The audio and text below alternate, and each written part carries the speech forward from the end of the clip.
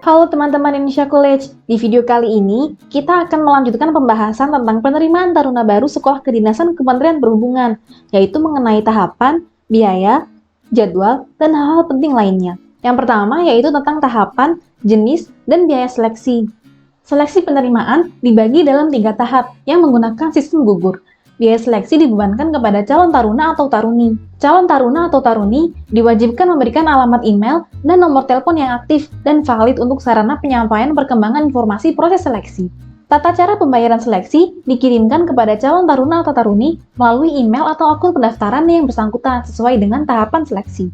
Besaran biaya seleksi ditetapkan oleh masing-masing perguruan tinggi sesuai dengan peraturan perundang-undangan. Seleksi calon taruna atau taruni pola pembibitan Kemenhub dibagi menjadi 3 tahapan. Tahapan yang pertama yaitu pendaftaran. Biaya yang harus dibayarkan yaitu berkisar antara Rp100.000 sampai Rp150.000. Dilanjutkan dengan seleksi administrasi dan tidak dipungut biaya sama sekali. Selanjutnya yaitu tahap 2. Di sini peserta akan mengikuti seleksi kompetensi dasar, terdiri dari tes wawasan kebangsaan, tes intelijensi umum, dan tes karakteristik pribadi. Untuk mengikuti tes ini, peserta akan dikenai biaya sebesar Rp50.000. Selanjutnya yaitu tahap 3. Ada 4 tes di sini. Yang pertama yaitu tes kesehatan, dikenai biaya sebesar Rp600.000 sampai Rp1.820.000.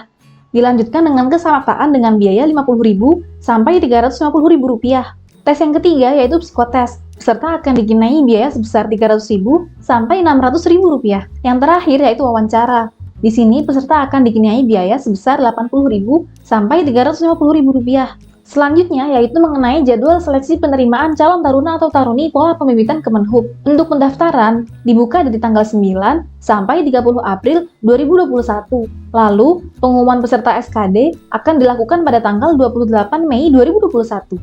Selanjutnya, pelaksanaan SKD akan dilakukan di bulan Juni 2021. Untuk pengumuman hasilnya sendiri dilakukan pada bulan Juli 2021. Selanjutnya yaitu pelaksanaan tes kesehatan, kesamaptaan, psikotes dan wawancara akan dilakukan pada tanggal 2 sampai 20 Agustus 2021. Untuk jadwal detailnya akan diumumkan lebih lanjut. Yang terakhir yaitu pengumuman hasil pantuhir akan diumumkan pada tanggal 2 September 2021. Perlu diingat bahwa jadwal dapat berubah menyesuaikan kebijakan nasional status pandemi COVID-19. Informasi lebih lanjut akan diumumkan melalui laman si pencatat. Nah, selanjutnya ada beberapa hal lain yang perlu diperhatikan oleh pendaftar. Yang pertama yaitu biaya pendaftaran dan seleksi tidak dapat dikembalikan dengan alasan apapun. Panitia penerimaan tidak melayani surat menyurat dan dalam bentuk komunikasi apapun. Kesalahan dan atau kelalaian dalam membaca dan memahami pengumuman menjadi tanggung jawab calon taruna atau taruni. Calon peserta yang tidak melakukan registrasi di laman Dikdin dan atau tidak mengunggah salah satu atau seluruh berkas persyaratan, maka tidak dapat mengikuti seleksi administrasi dan dinyatakan gugur. Calon taruna atau taruni yang tidak hadir dan atau tidak mampu mengikuti tahapan seleksi dengan alasan apapun pada waktu dan tempat yang ditetapkan, maka akan dinyatakan gugur. Keputusan panitia penerimaan tidak dapat diganggu-gugat. Lalu, bagi calon taruna atau taruni yang dinyatakan lulus tahapan seleksi akhir akan diasramakan. Pendaftaran yang dilakukan sebelum tanggal 9 April dianggap tidak sah.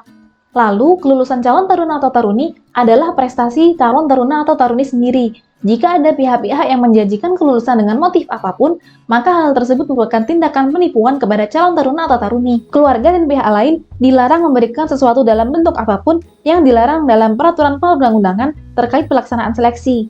Apabila diketahui, maka akan diproses sesuai hukum yang berlaku dan digugurkan kelulusannya.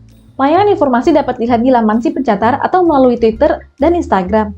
Dugaan adanya pelanggaran pelaksanaan seleksi dapat diadukan melalui laman si pencatat atau melalui email helpdesk. Itu tadi tahapan, biaya, jadwal, dan hal-hal lain yang perlu diperhatikan saat mendaftar di PTK Kementerian Perhubungan. Buat kamu yang ingin mendaftar, masih ada waktu nih. Segera menuju ke laman BKN ya. Jangan lupa like, komen, dan subscribe channel ini supaya tidak ketinggalan informasi menarik lainnya.